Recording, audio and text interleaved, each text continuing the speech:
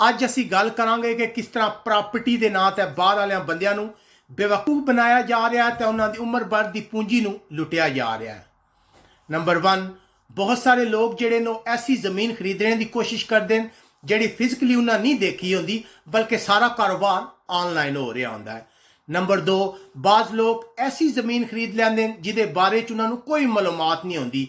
ਉਹ ਜ਼ਮੀਨ ਤਾਂ ਖਰੀਦ ਲੈਂਦੇ ਲੇਕਿਨ ਬਾਅਦ ਵੀ ਪਤਾ ਚੱਲਦਾ ਕਿ ਇਸ ਜ਼ਮੀਨ ਤੇ ਕੇਸ ਚੱਲ ਰਿਹਾ ਤੇ ਇਹਦੇ ਕਈ ਦਾਅਵੇਦਾਰ। ਨੰਬਰ 3, ਬਹੁਤ ਜ਼ਿਆਦਾ ਪਰਦੇਸੀ ਜਿਹੜੇ ਨੇ ਉਹ ਫਰਾਡ ਹਾਊਸਿੰਗ ਸੁਸਾਇਟੀ ਸਕੀਮ ਦੇ ਨਰਕੇ ਵਿੱਚ ਫਸ ਜਾਂਦੇ ਨੇ, ਜਿਹੜੇ ਉਹਨਾਂ ਨੂੰ ਮੁxtਲਿਫ ਡਿਸਕਾਊਂਟ ਦੀ ਆਫਰ ਦਿੰਦੇ ਨੇ ਤੇ ਲਾਲਚ ਦਿੰਦੇ ਨੇ ਕਿ ਉਹਨਾਂ ਨੂੰ ਪੈਸੇ ਇਕੱਠੇ ਨਹੀਂ ਦੇਣੇ ਪੈਣ ਲੱਗੇ, ਬਲਕਿ ਉਹ ਕਿਸ਼ਤਾਂ 'ਚ ਵੀ ਪੈਸੇ ਜਮ੍ਹਾਂ ਕਰਾ ਸਕਦੇ ਨੇ। ਕੁਝ ਸਾਲ ਬਾਅਦ ਇਹ ਸੁਸਾਇਟੀਆਂ ਜਿਹੜੀਆਂ ਫਰਾਰ ਹੋ ਜਾਂਦੀਆਂ ਨੇ। ਨੰਬਰ 4, ਬਹੁਤ ਸਾਰੇ ਲੋਕ ਕਹਿੰਦੇ ਨੇ ਕਿ ਅਸਾਂ ਤਾਂ ਬੜਾ ਇਤਮਾਦ ਵਾਲਾ ਬੰਦਾ ਲੋੜਿਆ ਸੀ, ਉਹਦੇ ਨਾਲ ਅਸਾਂ ਕਾਰੋਬਾਰ ਕੀਤਾ, ਫਿਰ ਸਾਡੇ ਨਾਲ ਕਿਸ ਤਰ੍ਹਾਂ ਫਰਾਡ ਹੋ ਗਿਆ। ਇਹਦੀ ਵਜ੍ਹਾ ਇਹ ਹੁੰਦੀ ਹੈ ਕਿ ਕਸੂਰ ਉਸ ਬੰਦੇ ਦਾ ਨਹੀਂ ਹੁੰਦਾ। ਉਹ ਚੰਦ ਪੈਸਿਆਂ ਵਾਸਤੇ ਇੱਕ ਕਾਰੋਬਾਰ ਸ਼ੁਰੂ ਕਰ ਦਿੰਦਾ ਜ਼ਮੀਨ ਦੇ ਲੈਣ ਦੇਣ ਦਾ, ਉਹਦੇ ਕੋਲ ਤਜਰਬਾ ਨਹੀਂ ਹੁੰਦਾ ਤਾਂ ਉਹਦੇ ਨਾਲ ਅੱਗੇ ਫਰਾਡ ਹੋ ਜਾਂਦਾ, ਜਿਸ ਦੀ ਵਜ੍ਹਾ ਤੋਂ ਤੁਸੀਂ ਆਪਣੀ ਉਮਰ ਭਰ ਦੀ ਪੂੰਜੀ ਤੋਂ ਮਹਿਰੂਮ ਹੋ ਜਾਂਦੇ ਹੋ।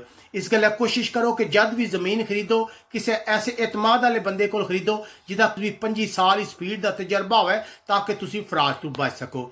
ਇਸ ਤੋਂ ਇਲਾਵਾ ਅਗਰ ਤੁਹਾਡੇ ਨਾਲ ਕਿਸੇ ਵੀ ਕਿਸਮ ਦਾ ਫਰਾਡ ਹੋਇਆ ਪ੍ਰਾਪਰਟੀ ਦੇ ਸਿਲਸਿਲੇ ਤਾਂ ਤੁਸੀਂ ਕਮੈਂਟ ਕਰਕੇ ਸਾਨੂੰ ਆਗਾਹ ਕਰ ਸਕਦੇ ਹੋ।